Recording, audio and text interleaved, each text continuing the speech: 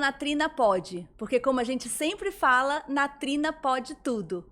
E hoje a gente está aqui com uma pessoa mais do que especial, da qual eu particularmente sou muito fã.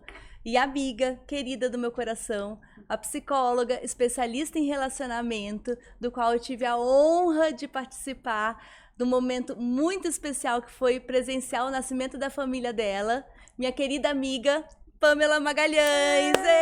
Seja bem-vinda, minha linda! Bom, Que honra! maravilhoso estar aqui com você, né? Já estivemos em tantos lugares juntos, ainda mais naquele momento ali do meu parto, então, as duas, né, aqui, inclusive. E muito especial, você sabe o carinho que eu tenho por você. A Lu eu conheci depois, mas também, assim, não vou esquecer que você estava ali junto num momento muito especial, né, da minha filhinha a vida vir ao mundo. Querida então, Luma. Estarmos aqui, né, nesse espaço, podendo falar sobre o que pode, o que não pode, e que tudo pode de algum jeito, o que não puder a gente vai lidar com isso, é muito bom.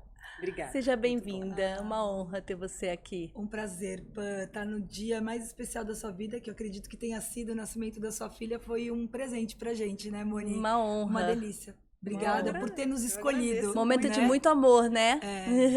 Ô, Pan, falar sobre relacionamento, amor, né, tão bacana.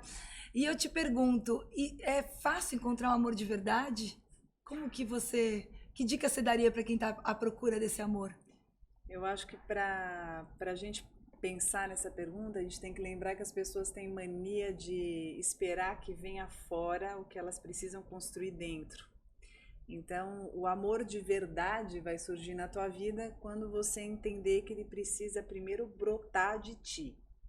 Primeiro a gente tem que entender o que é amor para mim e ressignificar o significado do amor. Depois que ressignificar, depois que entender o quanto se ama mesmo, o que precisa arrumar nesse amor por si, muitas vezes se cuidar um pouquinho mais, repensar, ressignificar como esse amor foi construído dentro de si.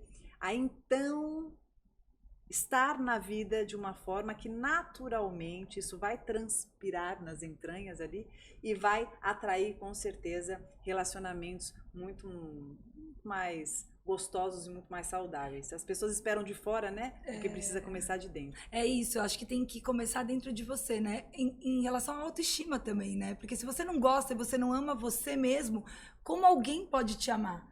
E isso é a maior dúvida, né? Porque às vezes você vai ficar esperando do outro aquilo que de repente você tem que consertar dentro de você. E eu acho que quando você começa a gostar de você, você se abre para o outro e fica mais fácil do outro te amar. Isso. Né? Eu costumo falar muito, eu brinco, que eu acho que uma das coisas que eu mais gosto é eu ser uma boa companhia para mim mesma, né? A gente espera sempre estar ligado e depositando no outro a expectativa daquele momento. Para eu me divertir eu tenho que estar com alguém, para eu estar feliz eu tenho que estar com alguém. Mas muitas vezes a gente pode ser muito feliz com a gente mesmo, né? Isso é uma ótima companhia. É a principal companhia. Né? Exato. Se eu não estiver bem comigo, como que eu estarei bem com alguém? Quando você pergunta sobre como encontrar um amor de verdade, né? Um amor verdadeiro, um amor que vale a pena, primeiro eu perguntaria para as pessoas quais são esses amores que não são verdadeiros, que você vem encontrando por aí, e que você se questione o que faz com que você continue com eles ou que eles façam parte do histórico da tua vida. Porque quando eu desenvolvo um caso de amor comigo, em que eu tenho regras, que eu me respeito, em que eu considero meus limites de aceitação, meu merecimento, que eu percebo o que cabe e o que não cabe, eu reconheço o meu valor, eu me coloco no mundo de uma outra forma. E aquilo que entra na minha vida vai ser sempre proporcional à maneira que eu lido com esse caso de amor comigo. Agora, quando eu não desenvolvo isso dentro de mim, eu exijo que venha fora algo que nunca virá de uma maneira saudável.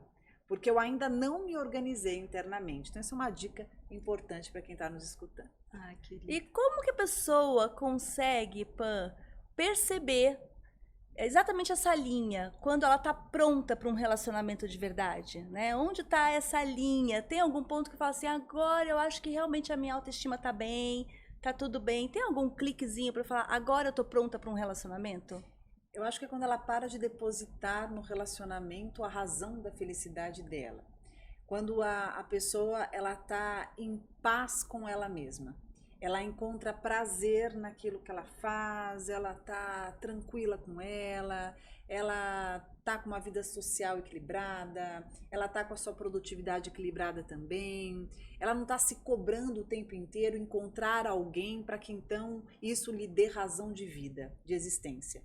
Quando eu pego mais leve comigo e eu entendo que a vida é muito mais do que eu estar ou não com alguém, mas eu preciso predominantemente e necessariamente estar comigo, eu então vou me alinhar e vou desenvolver muito a minha autonomia, a minha autoestima, que é quando eu me estimo, eu gosto de mim, e aí eu vou nutrindo o meu amor próprio, e aí eu vou me relacionar não porque tenho que me relacionar, mas porque escolho me relacionar, se assim eu entender que cabe na minha vida.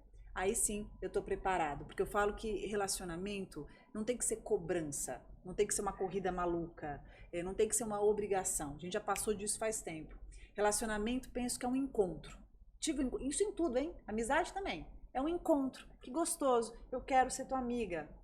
Eu quero me relacionar amorosamente com você, porque me faz bem, porque é gostoso. Não por uma condição de que se eu não tiver esta amiga, ou se eu não estiver me relacionando, meu Deus, olha a minha idade, olha a minha vida, o que vai ser? Né? Acho que quando eu saio disso, eu estou entendendo qual a verdadeira intenção dos vínculos sinceros e agregadores. E eu acho que você falou uma coisa interessante também, que é uma relação de troca, né, Pan? Então é como se eu tivesse uma planta que eu tenho que regar essa planta, senão ela murcha, Isso. né? E às vezes a gente esquece disso, que a gente tem que adubar, a gente tem que regar. E a relação é isso. Não adianta eu ficar só... E é uma troca, né? Do mesmo jeito que eu rego, que eu adubo, essa planta, de alguma maneira, fazendo uma simbologia, ela pode florescer. E vai me dar de presente aquele brilho daquela flor. Então, é isso que às vezes a gente esquece de fazer, de cuidar do outro, né? De adubar aquela relação para que ela exista e que ela seja tão incrível. A gente só espera que o outro faça pela gente. E talvez aí esteja o grande erro, né? Eu acho que o ser humano nunca esteve tão carente, tão ansioso, tão hipercentrado e esperando muito que venha de fora, algo que nem sempre ele faz por dentro. Então se espera muito de um amigo, mas não se questiona o quanto se é amigo. Quer muito que o parceiro faça isso e aquilo, mas também não se questiona sobre as próprias escolhas, com quem se relaciona, ou quais são os acordos desse tipo de interação. Então acho que o que está faltando é um pouco mais de autoconhecimento e um exercício que você mesma diz. O quanto eu estou cuidando da minha colheita para que então eu tenha frutos que sejam proporcionais ao meu desejo. Porque acho que como tudo ficou muito fácil, tudo num clique, tudo muito rápido, a vida é muito corrida, né? 24 horas não dá, né? Muito pouco por um dia. Então, eu penso que as pessoas se perderam na forma que elas investem nas suas interações. Só que elas querem grandes amigos, elas querem sinceridade, entrega, reciprocidade, mas o quanto esse investimento de fato está existindo. E aí a gente falando de relacionamentos, principalmente relacionamentos duradouros, você falou de acordo. Como a gente mantém um relacionamento duradouro e pegando um gancho aí no que você falou, os acordos são refeitos, eles mudam, a gente muda os acordos ao longo. Eu comecei a namorar meu marido com 20, hoje perto dos 50. A gente tem que ter expectativa que é o mesmo relacionamento, que as pessoas vão ter o mesmo friozinho na barriga o tempo inteiro, ou a gente rearranja isso, rearranja esses padrões e tem que estar aberto a essa tolerância do rearranjo de casal. Eu ouvia também o negócio que a gente nunca pode esquecer de sempre namorar. E a gente esquece disso. Porque eu ouvi uma crônica, não lembro ao certo quem escreveu, e disse uma coisa muito bacana. Ele tinha casado várias vezes. E daí ele falou assim, se eu soubesse o segredo do casamento, eu teria ficado casado com a minha primeira esposa. E qual o segredo do casamento? É sempre namorar. Porque quando a gente namora, não é aquele friozinho, a gente se arruma, né? Pra gente poder encontrar o namorado, delícia. Daí você namora, depois você vai casar. Quando você vai casar, você vai fazer uma festa de casamento, delícia também, né? Planejar tudo aquilo. Depois você vai ter lua de mel, é super gostoso. E depois você vai construir uma casa nova, que também é legal. Então, de repente, bom, eu sou casada há 21 anos. E o que eu vejo com meu marido, eu sempre tá voltando a namorar. De vez em quando, a gente fez, né, uma casa de campo, então foi uma construção de uma nova casa.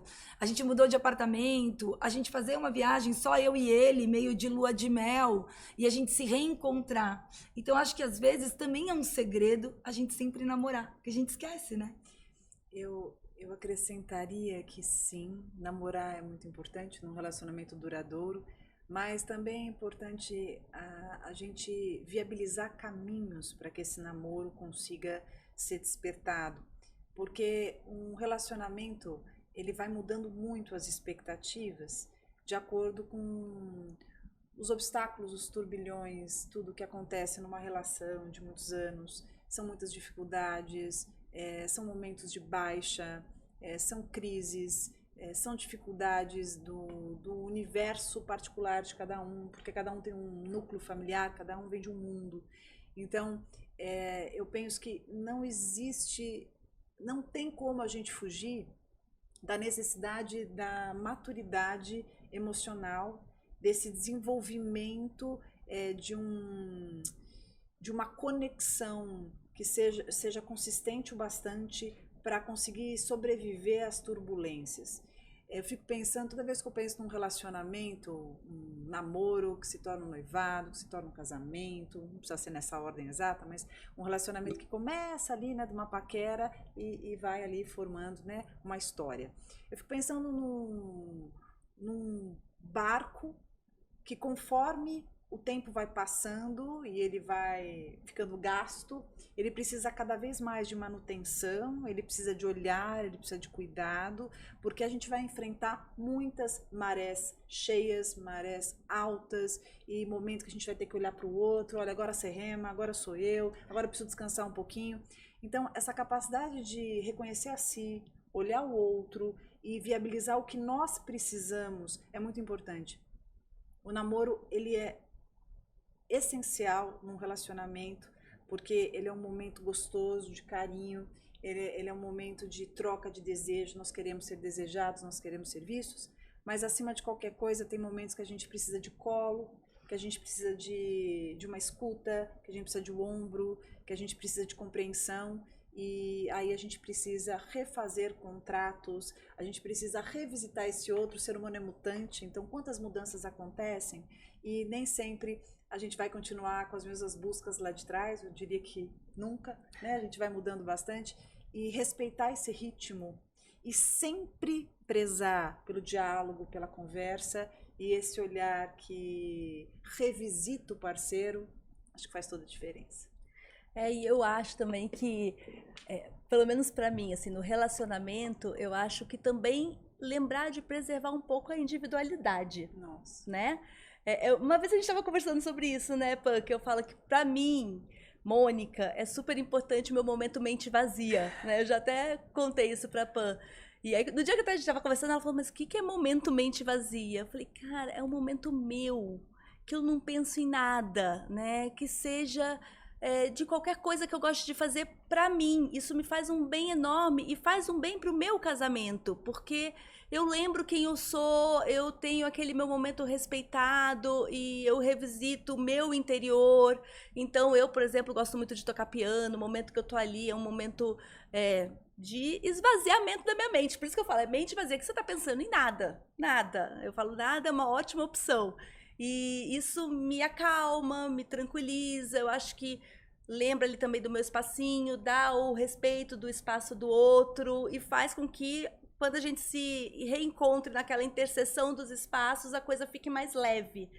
A gente compartilha tudo num relacionamento, eu não sei, eu vejo casais que falam assim, dá pra ir no banheiro juntos, dá pra usar a meia furada, né? O pessoal brinca da calcinha bege, mas será que isso mantém um encantamento?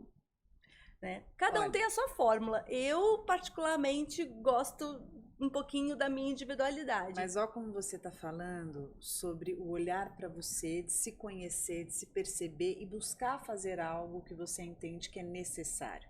O parceiro que esteja com você, ele precisa também enxergar isso e dar espaço para você tocar o teu piano.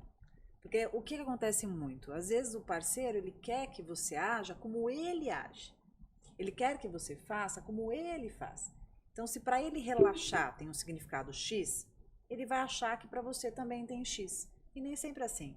Nós somos seres únicos e singulares. Você relaxa com piano, eu posso relaxar com viagem, você pode relaxar com restaurante. Cada um tem um jeito de conseguir se reabastecer. E eu acho que o diferencial está em justamente o parceiro, né, ele olhar para você e você olhar para ele e entender, são pessoas diferentes. Existe um legítimo outro ali. Porque a gente pode estar no relacionamento que for, a gente precisa de espaço. Espaço para nunca deixar de ser aquilo que a gente é. Porque a gente não deixa de ser quem somos numa relação. A gente vai somar novas facetas que serão descobertas na interação. Mas o abandonar a nossa autenticidade é o que leva um desgaste absurdo e geralmente um relacionamento que ou ele se torna patológico eternamente, cronicamente patológico, ou então não vai muito longe. Opa, pensando nisso, eu penso que nós mulheres somos independentes hoje, né? Tão diferente da geração talvez dos meus pais, onde a minha mãe era mais dependente, mais submissa. A cultura, né? É cultural. Hoje são 5 gerações vivendo ao mesmo tempo concomitante, né? E o jeito de se relacionar é diferente. Mas eu fico pensando, será que avisaram os homens que a gente ia ser tão independente assim? Será que eles não se assustam um pouquinho com a nossa independência? Você acha que essa independência da mulher hoje assusta os homens? Eu acho que fala-se muito sobre a independência da mulher e de tanto que se fala, deixa de ser algo natural de uma construção histórica.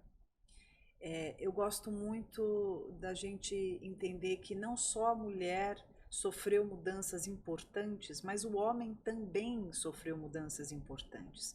Só que quando eu só coloco o holofote num lugar, eu esqueço de considerar os outros lugares.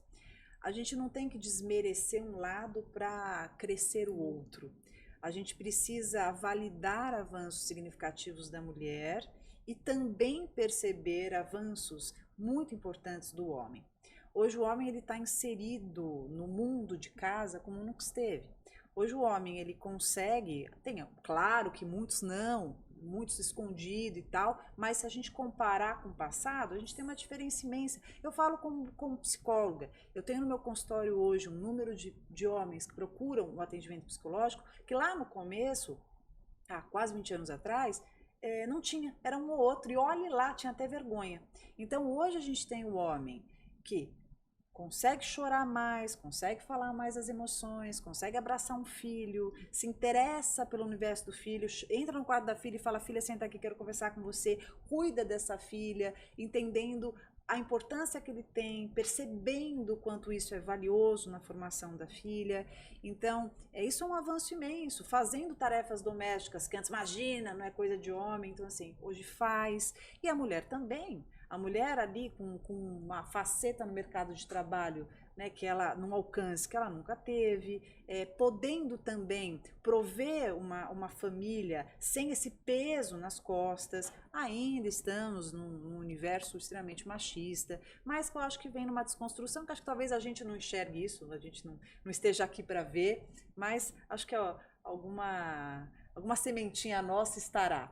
Mas acho que quanto menos a gente ficar enaltecendo só um lado e a gente reconhecer os dois, a gente vai chegar mais perto da onde a gente diz que deseja. E que é uma relação de parceria, né? Eu falo, eu só consigo estar onde eu tô porque o meu marido me apoia muito.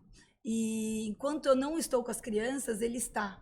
E outro dia minha filha brincou, a Luli, e falou, nossa, mamãe, aqui em casa é diferente, porque quem cozinha é o papai, como se fosse o cozinhar uma coisa minha. E ele cozinha muito melhor que eu, ele é incrível na cozinha. E ele faz isso muito bem e com prazer. E quem ganha com tudo isso? Os meus filhos, porque eles têm, não existe mãe e, ele chama quem está mais perto. Ou a mãe, ou o pai. Então, essa relação de parceria é muito bonita e eu vejo a nossa geração, e acho que as gerações mais novas, muito como você falou, né? De ser uma relação de parceria e ele está assumindo um papel dentro de casa sem ter vergonha de assumir esse papel. Porque muitas vezes também entre os amigos, mas por que você cozinha ou por que você arruma a casa, né? E para ele é um prazer. Ele está ali e ele também trabalha. Então, é uma relação, acho que muito mais simbiótica de parceria do que ou um ou outro, né? Mas nem sempre é assim, né? Os estudos mostram que o maior índice de divórcios, de separações, ocorrem após o nascimento do primeiro filho. O que acontece com a dinâmica desse casal com a chegada do filho? Como estruturar isso?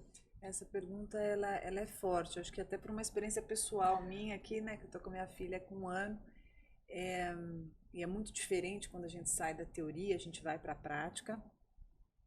Eu penso o seguinte, um casal que nunca teve filho, né, por mais que ele deseja, vamos considerar casais que desejam, casais que uma parte desejava mais que a outra, casal que teve uma crise imensa para que isso acontecesse, ou mesmo casais que recebem esse filho de um jeito despreparado. Quando esse filho chega no sistema, esse sistema estava acostumado com 2 pessoas.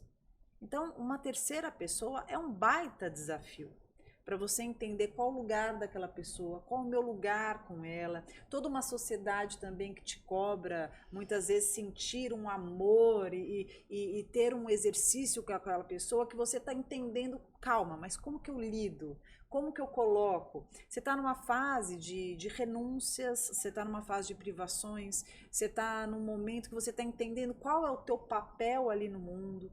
Então, são tantos desafios que o quanto mais esse casal tiver afinado o espaço, inclusive para falar sobre a dificuldade daquilo, sair um pouco dessa autocobrança de ter que lidar muito bem, de ter que achar tudo maravilhoso, de ter que fazer, né, o métier como todo mundo diz que é para fazer, eu acho que a gente consegue melhorar bem essa estatística.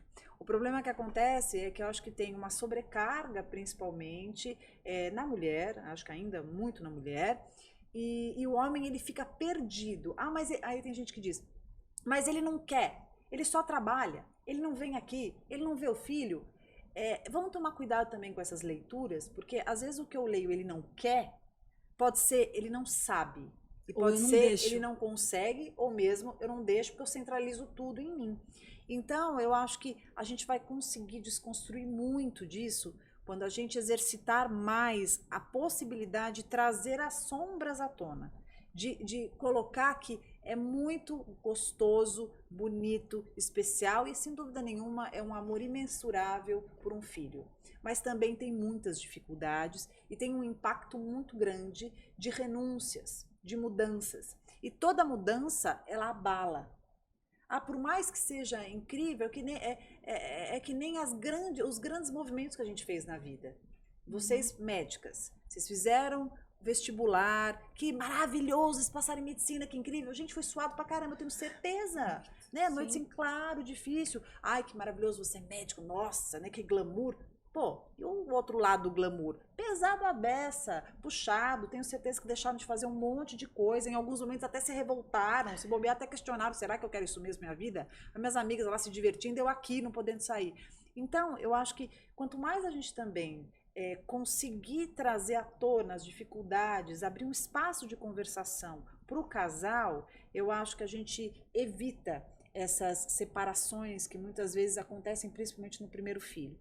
Por quê? Porque é tanta função, é tanta mudança, é tanto impacto que o casal, aquela liberdade da sexualidade, do programa 2 tal, nesse momento não cabe.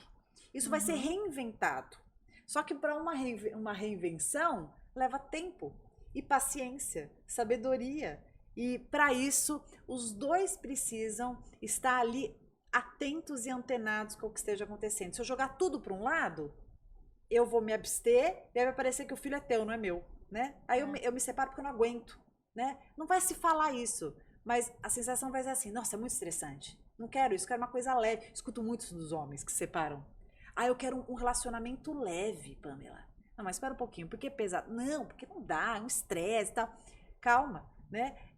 Por que fica pesado? Porque tem responsabilidade, Sim. Porque tem cobrança e principalmente, muitas vezes uma sobrecarga que não está sendo compartilhada, mais que dividida, compartilhada. Sabe, o filho é nosso? Sim. Vamos tocar isso junto? Eu acho que esse projeto, né, que obviamente é o filho, mas assim, projeto de vida, esse objetivo, onde a gente quer chegar, a gente quis chegar juntos, então vamos remar juntos o barco para o mesmo lado.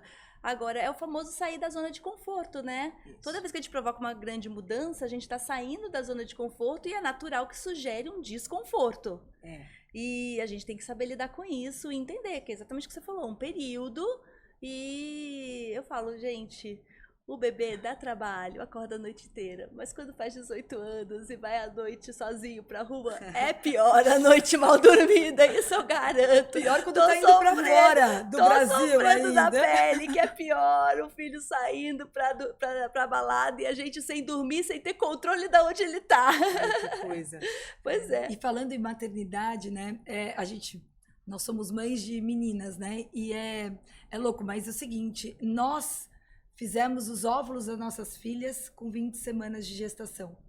Então, seremos um pouco mães dos nossos netos, assim como as nossas mães são um pouco mães dos nossos filhos. E quando a gente fala isso, se os óvulos nasceram ali intraútero, eles têm a nossa idade. E aí começa a chegar um negócio que chama relógio biológico para nós mulheres. E começa a bater na porta aos 35 anos, mais ou menos.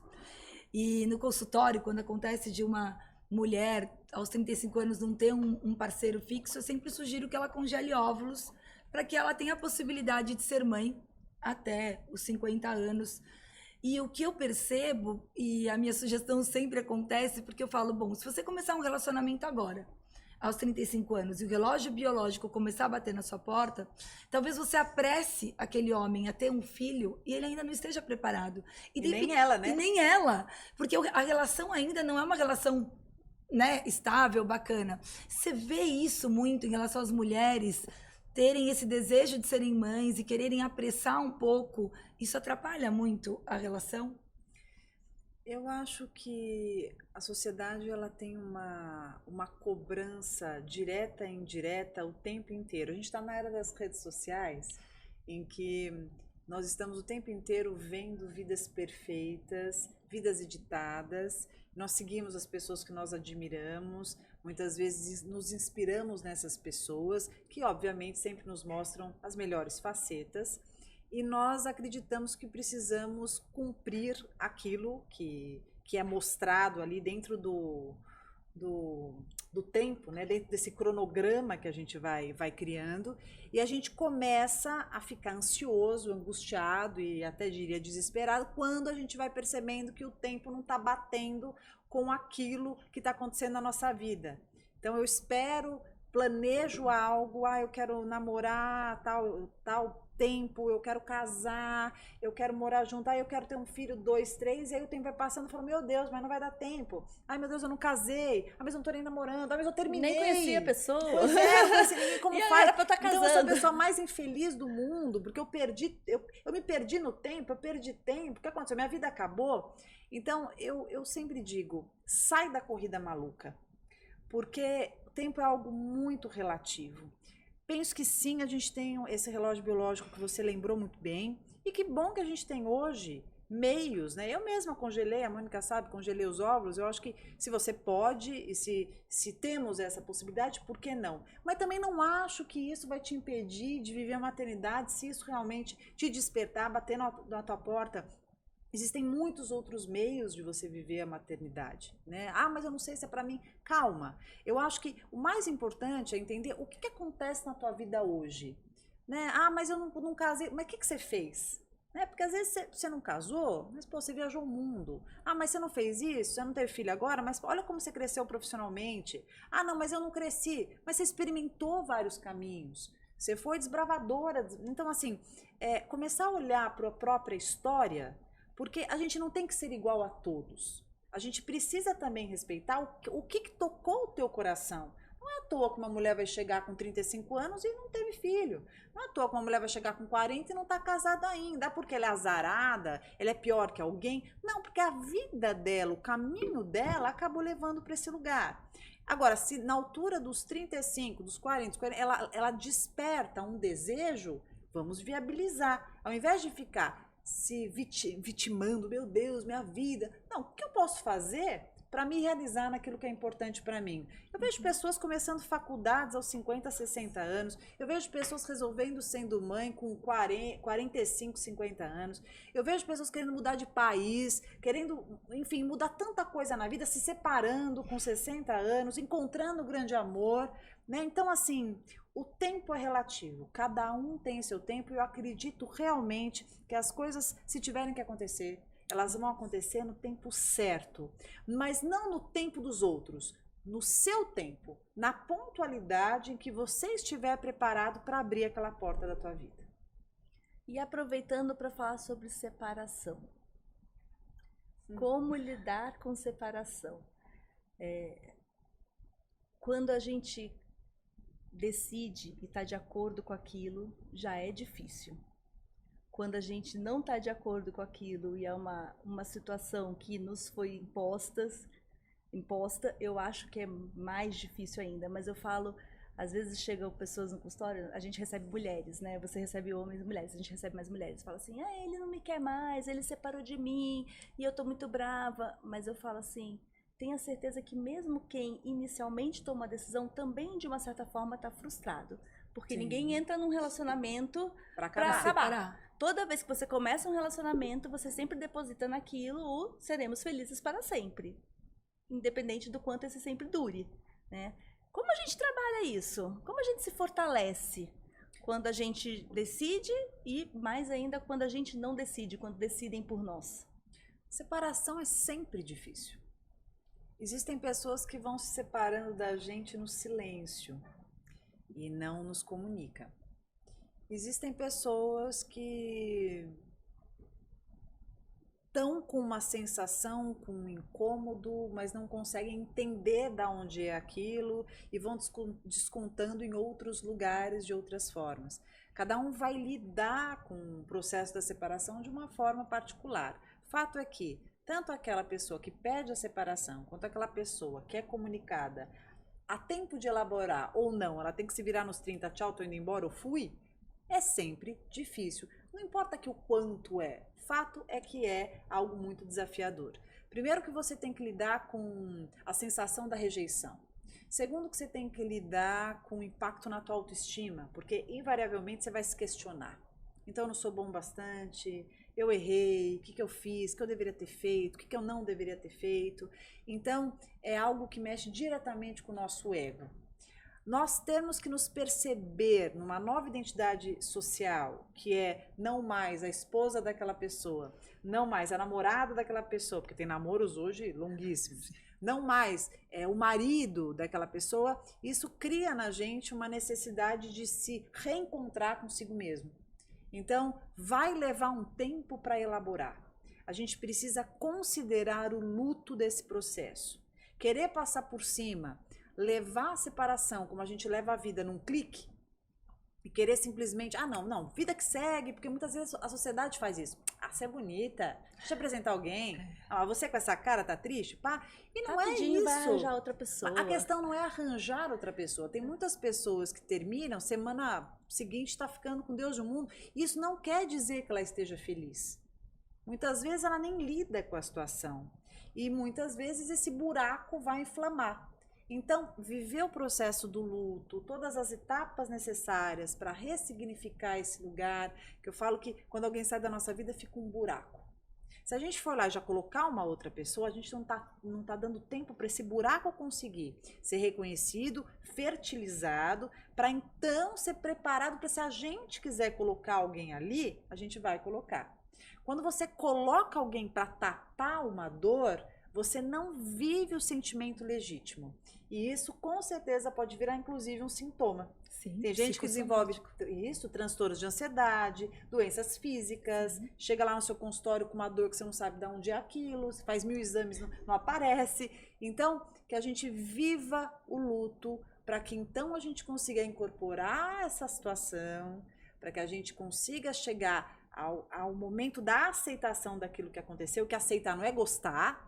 Eu adoro separar aqui, eu sou super feliz que eu separei, acho ótimo. Não, pode achar péssimo, pode ainda gostar da pessoa, pode ainda ter mágoa, mas quando você aceita que aquilo aconteceu, aí você dá a possibilidade de ou continuar a tua vida sem um parceiro, uma parceira, ou então encontrar alguém, abrir espaço para trazer alguém para tua vida. Eu costumo falar que aqui é o disjuntor do nosso apartamento, É isso mesmo. que comanda toda a nossa casa. Se aqui não tá bem, o resto padece. É isso mesmo. Né? E cabe a nós médicos a escuta.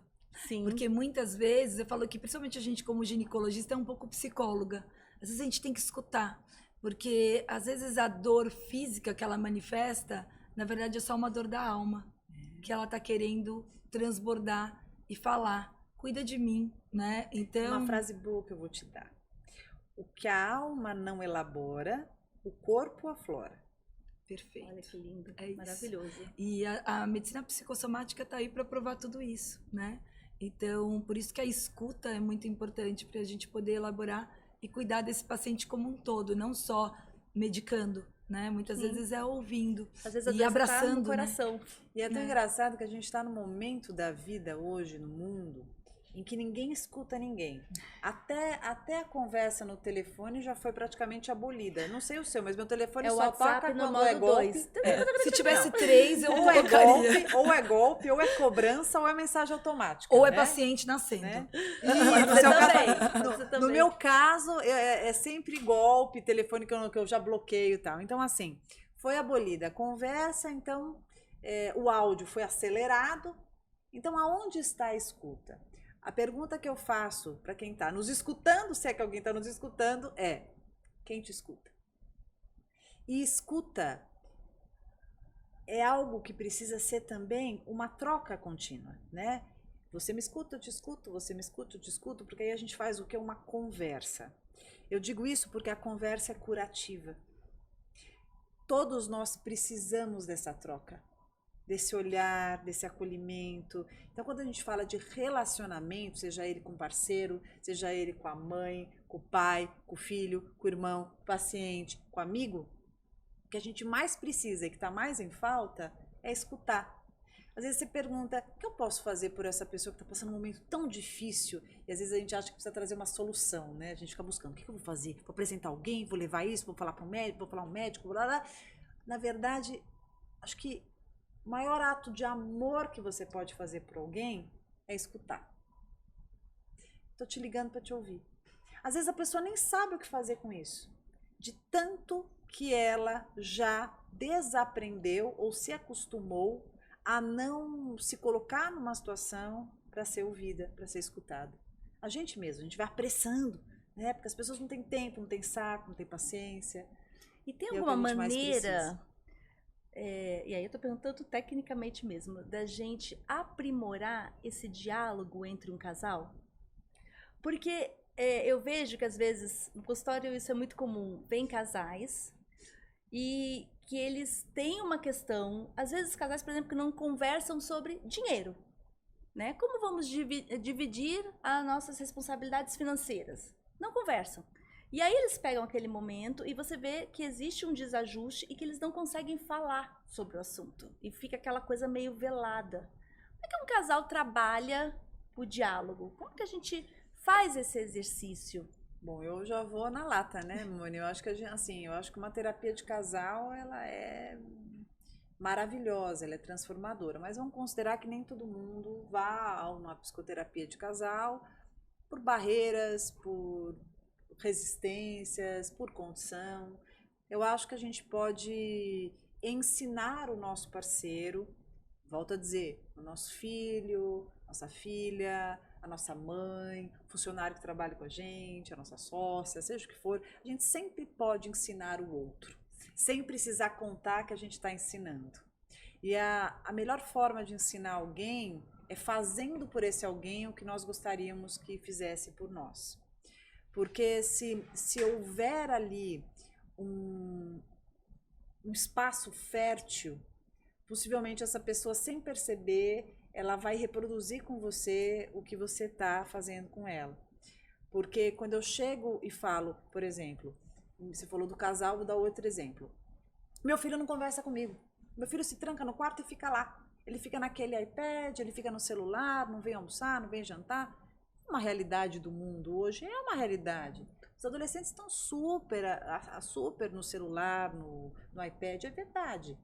Mas será que eles sabem se comunicar de uma outra forma? Aonde eles estão exercitando isso? Porque eles vão também se condicionando a uma forma de se relacionar. Então, o que é legal? Você pode, ao invés de cobrar, que a gente sem perceber cobra, Sim. ao invés de você chegar pro teu filho e falar assim, filho, senta aqui. Como foi teu dia? Né? Você fala, caramba, hein, de novo no quarto? Você não sai desse quarto. Não Você... janta com a gente nunca? Isso. Você, o que você está fazendo? Você está reafirmando uma postura. Qual seria uma estratégia legal? Vou falar primeiro do filho, depois eu falo do casal. Seria assim, filha, tô te atrapalhando? Queria tanto te contar um negócio que aconteceu comigo. Eu acho que só você vai entender. Olha como você coloca essa filha num lugar especial. Pode ser que vocês estejam com rusgas, que ela fique brava, pode até ser. Mas você não vai fazer isso uma vez, você vai fazer isso várias. Quando você coloca o outro num lugar especial, convida essa pessoa para dividir algo que é importante para você, você dá um lugar a ela de importância. Você fortalece a autoconfiança da sua filha e a autoestima dela também, do filho, não importa. E aí você vai conversando com ela. Então, ela abre o campo, recebe e vai aprendendo a conversar com alguém. E isso você amplia o repertório afetivo e a possibilidade da conversação dessa pessoa. Com o parceiro não é muito diferente. Por que muitas vezes não se fala no assunto e quando se fala briga? Porque não se sabe conversar. Quando você vai falar de um assunto que é velado, a pessoa já se arma. Porque ela fica se sentindo na cobrança de dar uma resolução, de responder o que ela acha que você gostaria de escutar. Ela não está entendendo o que você quer conversar. Então a gente também tem que cuidar do momento e da forma que a gente faz a abordagem. E lembrar quem é aquela pessoa. Porque a maneira que eu converso com o João não é a mesma forma que eu converso com o José. Com cada um eu preciso entender como que eu entro, porque cada um é uma pessoa, cada um tem uma história, tem um jeito. Então, se tem um assunto que é velado, que não é falado, não estamos bem financeiramente, estão acontecendo coisas, a gente já sabe que não está bem no trabalho e tal, já não vou chegar do nada e falar assim, e aí a nossa situação, não vai dar para comprar aquela geladeira mesmo, né, pelo jeito. Então pronto, vai dar briga. Uhum. Mas eu posso dizer, falar assim, estou ficando preocupada com a nossa situação, eu queria saber como que eu posso ajudar, será que eu posso fazer alguma coisa? Você não quer dividir comigo? Estou te vendo também um pouco estressado. Você não quer contar um pouquinho para mim como foi teu dia? Será que não vai ser bom? De repente você vem fazendo um carinho. Então, a maneira que eu chego no outro também vai ser bastante determinante na forma que esse outro também vai conseguir se abrir ou não comigo. E você falou uma coisa, falando em adolescentes, né? Somos mães de adolescentes e atendemos adolescentes. Então, hoje, o que eu vejo muito no consultório, essas baladas, essas festas, então eles querem beijar 7, 8 pessoas. Aonde está o significado exato do beijo para eles, né? No pertencimento. Da tribo, né? Pertencimento. Ele não quer beijar 7 porque ele deseja 7. Exato. Ele quer beijar 7, 8, 10 porque isso faz com que ele pertença. Ele entendeu, ele ou ela, né? Entendeu em algum momento que fazendo isso ele vai ser reconhecido, ele vai ser querido, ele vai ser incluído. Isso no futuro pode dar alguma repercussão emocional para ele nos relacionamentos? Ou é um período, acabou, vira a página? Não dá para confiar. Eu não consigo te falar essa resposta no sentido de ser confiável que eu te falaria. Então existem adolescentes que têm condutas que são transitórias, rebeldes que seja, condutas de responsabilidade que são temporárias, mas tem outros adolescentes que vão adotando essa forma de ser e isso sim repercute muito na forma dele de funcionar e ele vai tendo esse modus operandi e vai seguindo assim, né? Então, uma pessoa pode começar irresponsável e ficar irresponsável para a vida inteira, não necessariamente ser um período. E tem aquele que tem aquele momento ali que fica um pouco mais perdido e depois se apruma. Então não dá pra gente ser tão estanque assim na resposta. O que eu acho mais importante, que eu falo para os pais, é que quanto mais esses pais estiverem próximos aos seus filhos, mostrando que estão vendo o que está acontecendo, dando espaço para conversa, dando espaço para o afeto, fazendo o amparo, entendendo que não é piegas o que eu vou falar, mas o amor, ele vai ser uma base extremamente necessária para tudo. Para o teu filho te ouvir, para o teu filho te considerar, para o teu filho te procurar. Então eu vejo muitas vezes pais que estão vendo, que tentam o tempo inteiro impedir que algo aconteça, mas muito num viés punitivo, num viés irritado, num viés de tem que ser assim, tem que ser, não deixa acontecer, porque em casa não vai... E isso não vai ajudar, porque isso vai criar um abismo entre o filho e o pai, ou o filho e a mãe, e não vai ter o que é mais importante, que é a conexão curativa. Quanto mais conectado eu estiver com meu pai, com a minha mãe, entendendo que não, ele não é o meu amigão e ela não é minha amigona, mas é alguém que me ama e se preocupa comigo.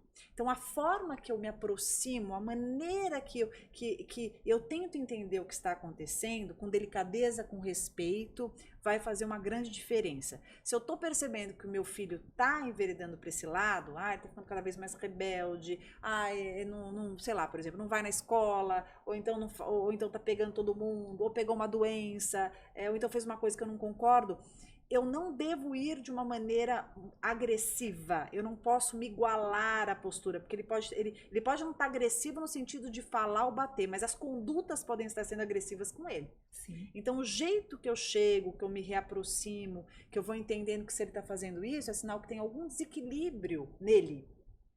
Eu penso que esse é um caminho em que o saldo ele tende a ser mais positivo.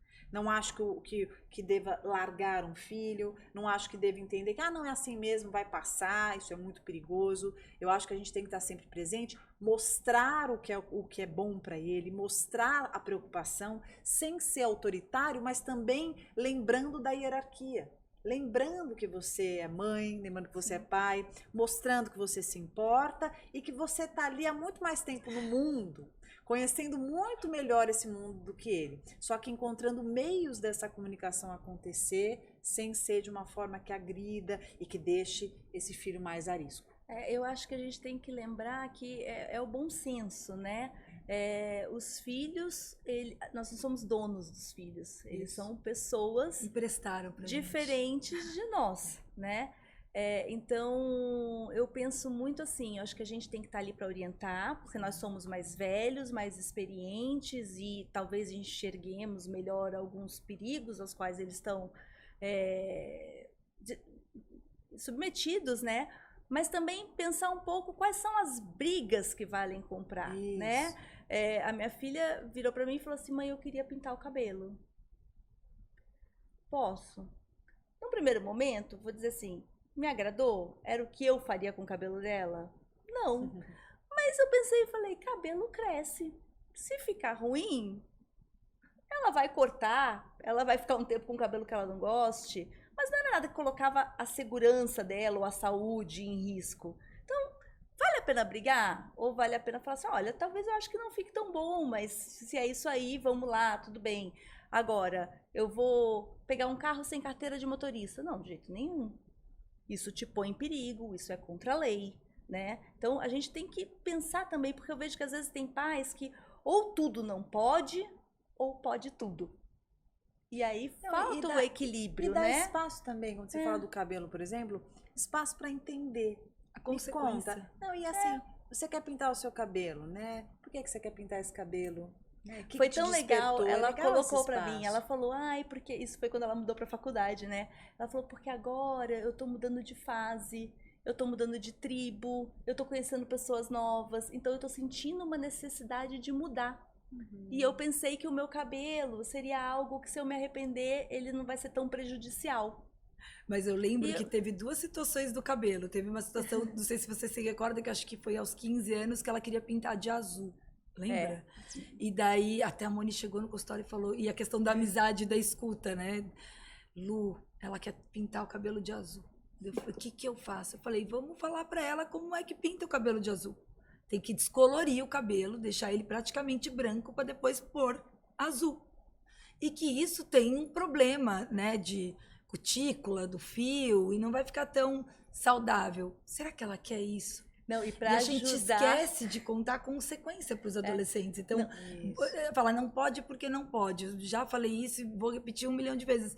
Não, porque isso tem uma consequência. Não, você, e para ajudar foi lembro, e para ajudar foi tão Deus providencia umas coisas na vida, né?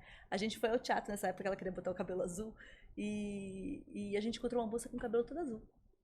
Aí eu falei, vamos lá perguntar pra ela como é. E aí ela, não, mãe, tá maluca? Você não conhece a moça? Eu falei, não, vamos lá perguntar. Eu, escuta, você tem cabelo azul? Ela tá querendo pintar o cabelo azul. Como é essa experiência de pintar o cabelo azul? A moça falou, pelo amor de Deus, tô tão arrependida. A mulher falou, Foi ótimo. falou, Foi. dá um trabalho, porque tem que descolorir pra fazer a manutenção. O que a gente tinha falado, então. E aí ela foi olhando assim e falou assim, acho que eu não quero mais o azul. Não. Ela falou assim, fica legal. E de fato, Fica ela bonito. tava bonita, ela não tava legal, tava diferente, era super bacana. Mas ela começou a contar o perrengue de manter o cabelo daquela cor. E ainda ela falou assim, eu lembro que ela pegou um fiozinho de cabelo e falou, quando a gente descolore muito, o cabelo fica meio elástico. E aí ela puxou o fiozinho do cabelo, mostrando que era muita química, que não ficava tão saudável. Mas olha que interessante, né? A gente está falando sobre os comportamentos do filho, como a gente poderia lidar. Eu penso que muitas vezes algumas colocações do filho vai ser para nos testar, vai ser para nos chamar a atenção, vai ser para criar um conflito em que esse filho sinta que ele está protagonizando algo conosco. Então, quando a gente abre um espaço, eu não sei se você percebeu, mas você deu importância para aquilo, Muito. você considerou, você estava considerando, né, pensando naquilo, você vai no teatro, você viu, a pessoa lembrou. Então, se por algum motivo ela queria fazer isso para mobilizar a sua atenção, para te testar, qualquer coisa do tipo, ela teve você. Então Sim. ali já não precisava mais pintar o cabelo. Pois é. Porque ela já teve você. Por isso que é importante. Existem pessoas que querem de fato pintar o cabelo de azul.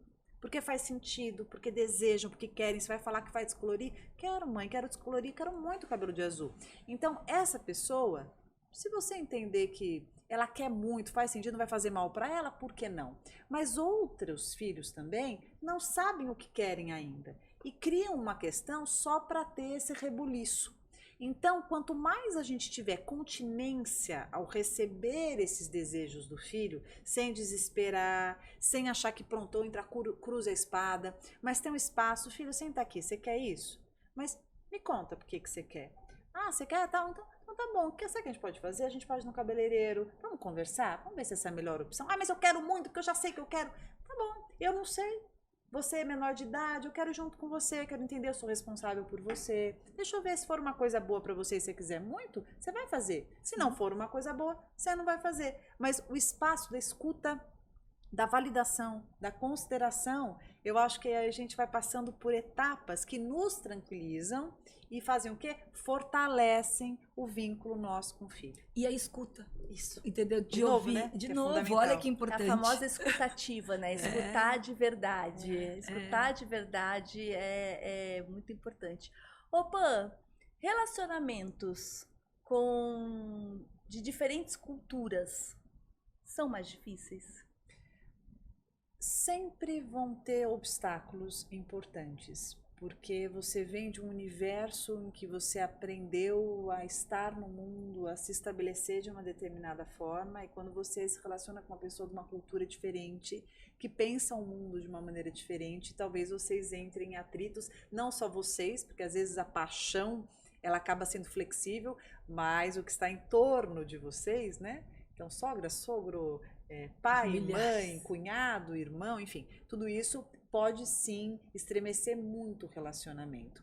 Então, eu não acho que nada é impossível quando a gente estiver disposto a lidar com todos os entreveros que vão ter ali, né? Todos os conflitos e obstáculos, mas com certeza eu acho que a diferença cultural, as religiões diferentes, eu acho que a forma de ver o mundo, né? Essa maneira de compreender o que faz sentido ou não, isso pode sim chocar bastante o relacionamento. Opa, falando em familiares, a gente vê muito isso, né? Principalmente em relação... Eu brinco que eu tenho um filho menino e que eu vou ser sogra, né? E quando eu peguei, eu vou ser menina, eu só pensei, eu vou ser sogra. Não que eu não vou ser da Luli, mas eu acho que Eu sendo hoje mãe de um menino, né? Eu sempre tenho a sensação que o dia que ele casar eu vou ter que ir junto. É muito louco isso, mas a sensação que ele depende de mim. A Moni falou que ela amaria que a filha dela casasse com meu filho, mas que ela pensaria 2 vezes que elas me teriam como sogra. Eu adoraria que o seu filho fosse marido das minhas filhas, mas eu não sei se eu gostaria que você fosse sogra dela. E daí, falando nisso, porque tem principalmente acho que a relação da sogra, né, do filho homem, de querer interferir muitas vezes. E eu falo que ela só interfere, hoje eu consigo compreender até a minha sogra, que Deus a tenha, que era por amor, e é por muito amor aquele homem, né? E preocupação de que se aquela mulher vai ser uma boa esposa ou não, está fazendo tudo de bom para aquele filho tão amado. Mas a gente, no relacionamento, ok permitir essa interferência familiar, ou é importante a gente separar e saber que o nosso relacionamento é com aquele parceiro, com aquele homem, ou vice-versa, e deixar a família um pouquinho externo e falar do limite, né? Até esse ponto, ok, não ultrapasse esse limite, que esse limite é nosso. Acho que merece essa consideração. Eu não consigo pensar que a gente case só com uma pessoa. Eu acho que o casamento, ele inclui um pacote.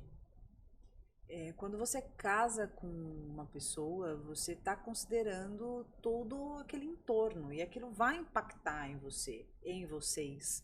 Então, quanto melhor for a minha comunicação, a minha relação com o meu parceiro, quanto cumplicidade, quanto acordo, quanto um olhar mais empático, a gente vai criar ali um espaço para a gente começar a contar o que a gente aceita, não aceita, o que a gente gosta, o que a gente não gosta.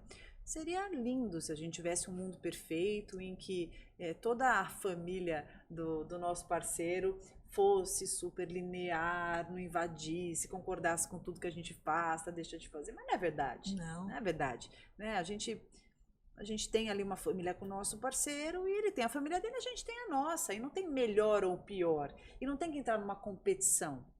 O que a gente precisa ter é um espaço para que a gente fale o que a gente gosta, o que a gente não gosta, que a gente considere sim que a relação do nosso parceiro com a família dele, com o pai dele, com a mãe dele, com os irmãos dele, é algo que é dele, que a gente vai construir a nossa, que for possível, que a gente conseguir. E quando a gente sentir que esses limites estão sendo invadidos, a gente não vai ficar brigando com sogra, brigando com cunhado, a gente vai conversar com o nosso parceiro. E a gente espera que esse parceiro faça esse intercâmbio, porque é de extrema responsabilidade do nosso parceiro viabilizar caminhos para que essa harmonia aconteça. Proteger espaço onde, olha, a mãe dele vai entrar, onde ela não vai entrar. E uma coisa muito importante, toda vez que você vê uma sogra brigando demais com uma pessoa, você vê um cunhado brigando demais com a outra pessoa, e você fala assim, mas o problema é a sogra dele, o problema é desculpa, o problema é minha sogra. Não é verdade. O maior problema é a relação do casal. Porque se eu tô vendo que a minha mãe tá implicando com o meu parceiro, eu sou a primeira a dar um limite na minha mãe. Perfeito. Dizendo assim, mãe, eu não tô gostando do jeito que você tá tratando o meu parceiro. Então, pai, eu não tô achando legal isso aqui, eu não aceito. Quando os nossos familiares, eles percebem que a nossa relação do casal não é firme o bastante, vão invadir muito. Isso é natural do sistema. Mas por que faz isso? Faz isso na intenção de até um equilíbrio. Porque entende que a gente não está fazendo bastante, entra para fazer, e obviamente vai fazer da cabeça que tem que fazer, só que você não casou com a sogra, né? Você não casou com o sogro, eles influenciam, mas você não casou com eles. Então, quanto mais esburacada for a interação do casal, mais você tem esse burburinho, mais você tem essa invasão, mais você tem conflito com sogra, com sogro, com cunhado.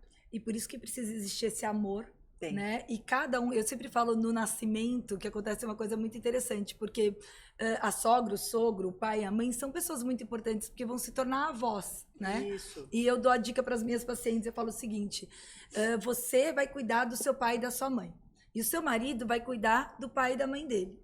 Tem coisas que vão te chatear, mas talvez se você falar para sua sogra, ela fique chateada com você, simplesmente porque ela não é sua mãe. Fala para o seu marido. E ele vai comunicar a mãe dele e colocar o devido limite. E vice-versa. Lembra que a sua mãe também é sogra dele. E muitas vezes acaba interferindo também. E saiba dizer para ela, aqui não, aqui é um nosso espaço.